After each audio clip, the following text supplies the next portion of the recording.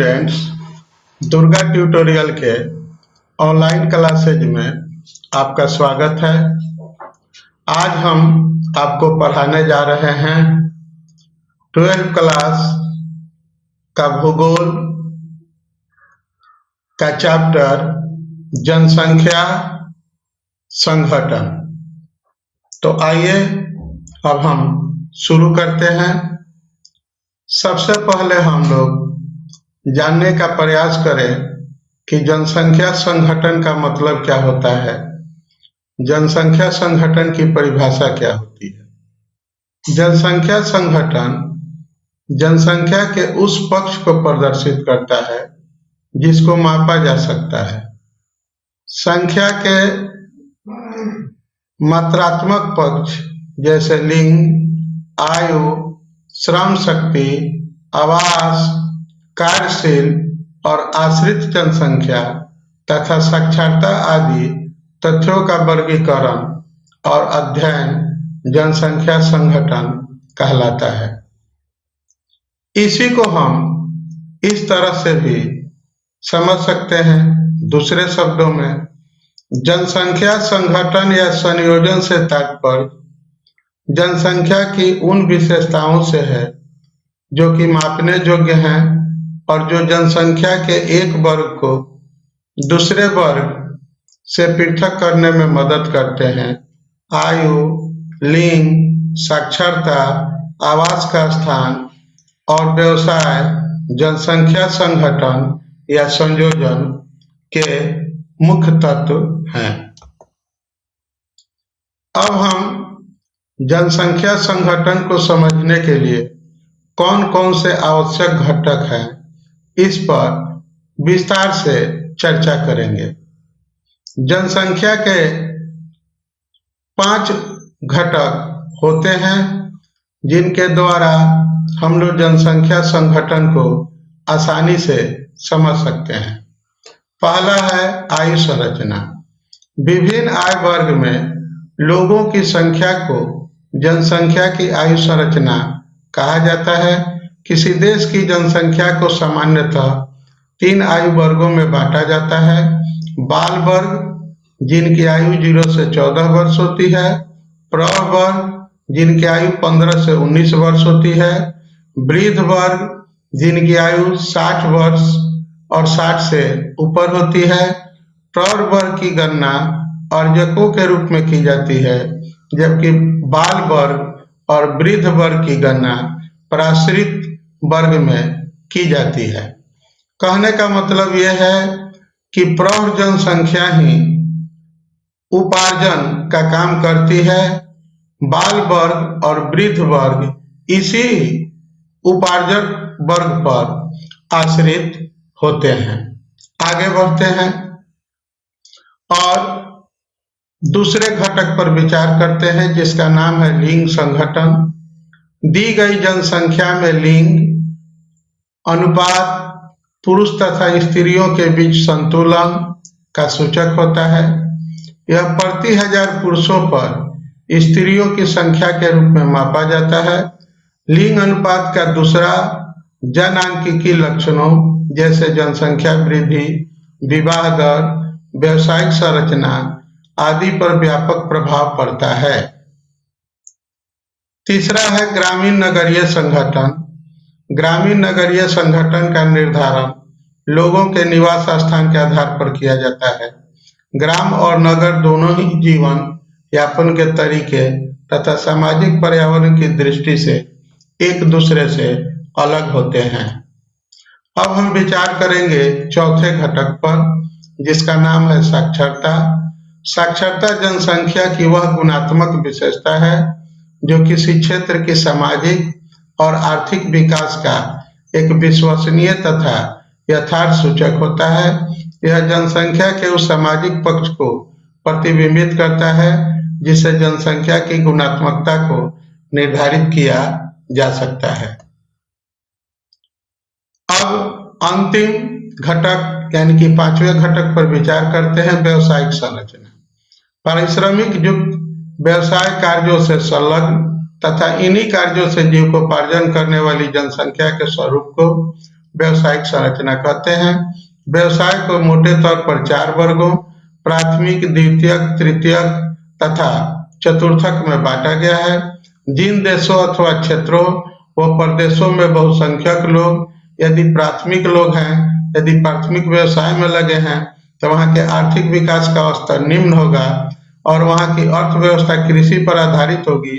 दूसरी ओर जहाँ अधिकांश लोग द्वितीयक व तृतीयक व्यवसाय में लगे होते हैं, वहाँ का आर्थिक विकास अपेक्षाकृत उच्च होता है। अब हम विभिन्न घटकों की विस्तार से चर्चा करेंगे। तो अब हम समझने का प्रयास करें कि आयु संरचना क्या है और आयु वर्ग की विशेषता क्या है। विभिन्न आयु में लोगों की संख्या को जनसंख्या की आयु संरचना कहते हैं। विभिन्न आयु वर्गों के आकार एक जनसंख्या से दूसरी जनसंख्या तथा समयानुसार बदलते रहते हैं। आयु वर्ग 3 प्रकार के हैं: बाल वर्ग, प्रौढ़ वर्ग तथा वृद्ध वर्ग। अब हम विचार करते हैं आयु संरचना एवं आयु वर्ग की विशेषता पर। सबसे पहले आयु संरचना की परिभाषा जानने का प्रयास करते हैं।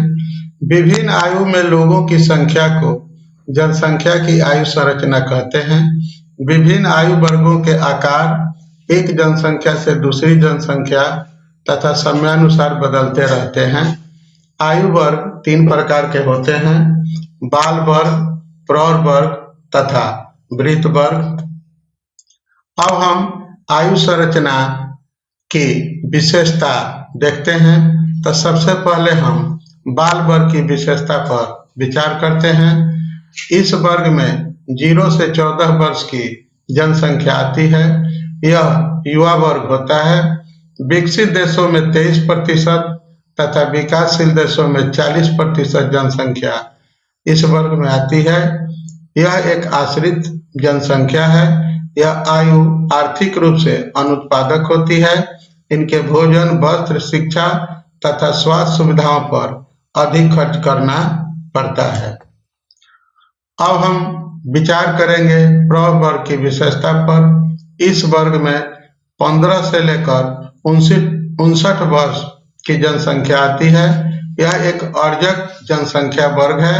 जैविक दृष्टि से यह आयु वर्ग सबसे अधिक प्रजननशील होता है। आर्थिक दृष्टि से सर्वाधिक उत्पादक वर्ग है। जनांकीय दृष्टि से सर्वाधिक गतिशील वर्ग भी यही होता है। अब देखते हैं वृद्ध वर्ग की विशेषता। इस वर्ग में 60 तथा 60 से अधिक आयु की जनसंख्या आती है। इस वर्ग की जनसंख्या आश्रित होती है। इनकी देखरेख पर अधिक खर्च करना पड़ता है। इस प्रकार की आयु संरचना के कारण स्वास्थ्य एवं सामाजिक सेवाओं पर बोझ पड़ता है। 60 और 60 से अधिक आयु वर्ग की जनसंख्या में अनुपातिक वृद्धि होती है। अब हम आयु संरचना के महत्व पर विचार करते हैं। आयु संरचना से तात्पर्य विभिन्न आयु वर्गों के अंतर्गत स्थित जनसंख्या यानी लोगों की संख्या से है। किसी भी देश की जनसंख्या को विभिन्न आयु वर्गों में रखा जाता है।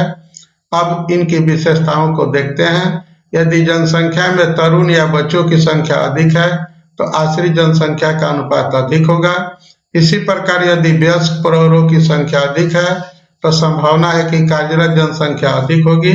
इसी प्रकार यदि वृद्ध वर्ग की संख्या अधिक है तो इस बात का द्योतक है कि वृद्ध की देखरेख पर अधिक व्यय करना पड़ेगा। चलते हैं एक नए बिंदु पर जिसका नाम है आयु पिरामिड या जनसंख्या पिरामिड। आपको चित्र में जनसंख्या पिरामिड का एक फोटो दिखाया गया है। देखिए, जो ब्लू रंग है वह पुरुष को दर्शाता है और जो लाल रंग है वह स्त्रियों की संख्या को दर्शाता है। नीचे के अक्ष पर जनसंख्या को दर्शाया गया है और ऊपर के अक्ष पर आयु को दर्शाया गया है। जनसंख्या पिरामिड एक ग्राफिकल चित्रण है जो आबादी में विभिन्न आयु वर्गों, आमतौर पर किसी देश या दुनिया के क्षेत्र का वितरण दिखाता है, जो पिरामिड के आकार को बनाता है। इस उपकरण का उपयोग किसी विशेष आबादी को देखने और उम्र के लिए किया जा सकता है। यह आबादी के समग्र आयु वितरण को निर्धारित करने के लिए पारिस्थितिक विज्ञान में भी प्रयोग किया जाता है। आयु पिरामिड से जुड़े जनसंख्या की स्थिति क्या होती है, आइए इस पर विचार कर लेते हैं। तो इसमें 3 तरह की जनसंख्या की चर्चा हम करते हैं: स्थिर जनसंख्या, विकासशील जनसंख्या और घटती जनसंख्या। पिरामिड का ऊपर की ओर एक नियमित रूप में संकीर्ण होता स्वरूप लंबे समय तक परिवर्तन रहित जन्म तथा मृत्यु दरों को दर्शाता है। विकासशील जनसंख्या पिरामिड का चौड़ा आधार तथा तेजी से पतला होता शीर्ष, बढ़ते जन्म दर और उच्च मृत्यु दर को दर्शाता है। घटती जनसंख्या तो पिरामिड का संकीर्ण पतला आधार और संकीर्ण शीर्ष, घटती हुई जन्म दर तथा मृत्यु दर को दर्शाता है। अब हम लिंग अनुपात पर विचार करेंगे। आइए हम लिंग अनुपात पर विचार करते हैं। जनसंख्या में स्त्री पुरुष की संख्या के अनुपात को लिंग अनुपात कहते हैं। इसमें प्रति 1000 पुरुषों पर स्त्रियों की संख्या की गणना की जाती है। जैसे 2001 की जनगणना के अनुसार भारत में 1000 पुरुषों के पीछे 933 स्त्रियां हैं। किसी देश का लिंग अनुपात उस क्षेत्र की आर्थिक सामाजिक स्थिति को जानने में बड़ा सहायक होता है। लिंग अनुपात का प्रभाव जनसंख्या की वृद्धि दर, व्यवसायिक संरचना व वैवाहिक दर पर पड़ता है। लिंग अनुपात को प्रवास तथा बालक बालिकाओं की मृत्यु दरों में अंतर भी प्रभावित करती है। किसी देश की आयु लिंग संरचना को एक पिरामिड की सहायता से दिखाया जा सकता है। इसके अध्ययन से उस देश की आर्थिक और सामाजिक परिस्थितियों की जानकारी मिलती है। अब लिंग संगठन या लिंग रचना पर विचार कर लेते हैं। लिंग संगठन या यौन संगठन का अर्थ है किसी जनसंख्या में स्त्रियों और पुरुषों का संगठन। इसकी माप लिंगानुपात या यौन अनुपात, सेक्स रेशियो द्वारा की जाती है। किसी प्रदेश की सामाजिक स्थिति तथा अर्थव्यवस्था में स्त्री पुरुष अनुपात की महत्वपूर्ण भूमिका पाई जाती है। अतः लिंगानुपात का अध्ययन जनसंख्या भूगोलवेत्ता के लिए विशेष महत्वपूर्ण होता है। स्त्री पुरुष की प्रकृति कुछ विषयों में एक दूसरे के विपरीत होती है और अनेक विषयों में स्त्री और पुरुष एक दूसरे के पूरक भी होते हैं। अतः किसी अर्थव्यवस्था के विकास में स्त्री पुरुष अनुपात का विशिष्ट स्थान होता है। विश्व में आयु लिंग के असंतुलन का क्या कारण है, आइए उन कारकों पर अब हम विचार कर लें। लिंगानुपात स्त्रियों तथा पुरुषों की संख्या में अनुपात है। विकासशील देशों तथा विकसित देशों में लिंग संरचना में काफी अंतर मिलते हैं। ये अंतर लिंग भेदभाव के कारण होते हैं। लिंगानुपात प्रतिकूल है, जहां स्त्री भ्रूण हत्या तथा स्त्री शिशु हत्या तथा स्त्रियों के प्रति घरेलू हिंसा प्रचलित है। कई प्रदेशों में स्त्रियों सामाजिक आर्थिक स्तर पर निम्न है। आइए साक्षरता दर तथा इसके असमान होने के कारणों पर विचार करते हैं।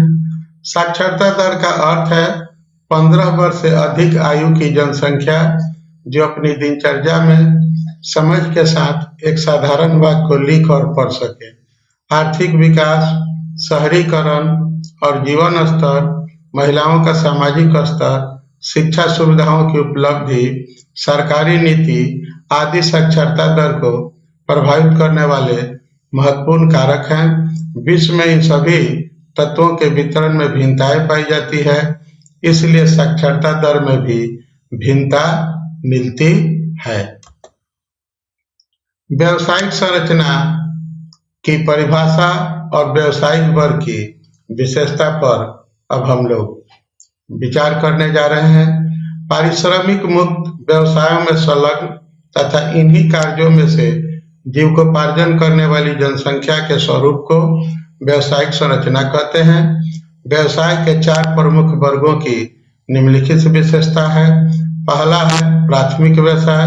इसके अंतर्गत आखेटन, संग्रहण, पशुचारण, वानिकी, खनन, मत्स्य तथा कृषि शामिल है। द्वितीयक व्यवसाय है। इस व्यवसाय में सभी निर्माण उद्योगों को शामिल किया गया है। जहां कच्चे माल को तैयार माल में बदला जाता है, वहां इसकी उपयोगिता तथा मूल्य दोनों में भारी वृद्धि होती है। तृतीयक व्यवसाय। इस व्यवसाय में परिवहन, संचार, व्यापार, स्वास्थ्य, शिक्षा तथा अन्य सेवाएं शामिल हैं। चतुर्थक व्यवसाय। इस व्यवसाय के अंतर्गत अधिक बौद्धिकतापूर्ण व्यवसाय कम शामिल किए जाते हैं। इनका कार्य चिंतन, शोषण तथा विचारों का विकास करना है। इस वर्ग की विशेषता लोगों के उच्च वेतनमान और पदोन्नति के लिए उनका अधिक गतिशील होना है। अब हम विश्व में ग्रामीण और नगरीय जनसंख्या के संगठन पर विचार करते हैं। जनसंख्या का नगरीय एवं ग्रामीण संगठन किसी भी देश की जनसंख्या की जानकारी के लिए महत्वपूर्ण घटक है। नगरों का विकास होने से पहले सारी जनसंख्या गांवों में रहती थी। 90% लोग कृषि कार्य करते थे। उद्योग, वाणिज्य, व्यापार, यातायात आदि से नगरों का विकास हुआ। लोग नगरों में रहने लगे।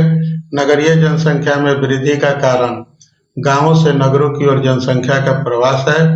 नगरों में रोजगार के अवसर, सामाजिक सुविधाएं तथा उच्च जीवन स्तर उपलब्ध होता है, जिससे ग्रामीण जनसंख्या नगरों की ओर आकर्षित होती है। आर्थिक दृष्टि से विकसित देशों में नगरीय जनसंख्या अधिक है। उदाहरण के लिए संयुक्त राज्य अमेरिका, जापान, ब्रिटेन, ऑस्ट्रेलिया तथा न्यूजीलैंड की क्रमशः 75, 77, 73, 85 तथा 84% जनसंख्या नगरों में निवास करती है। आर्थिक दृष्टि से पिछड़े देशों की जनसंख्या ग्रामीण है। सामान्यतः औद्योगिक दृष्टि से विकसित देशों में नगरीय जनसंख्या का अनुपात अधिक होता है, क्योंकि औद्योगिकरण तथा नगरीयकरण में घनिष्ठ संबंध है।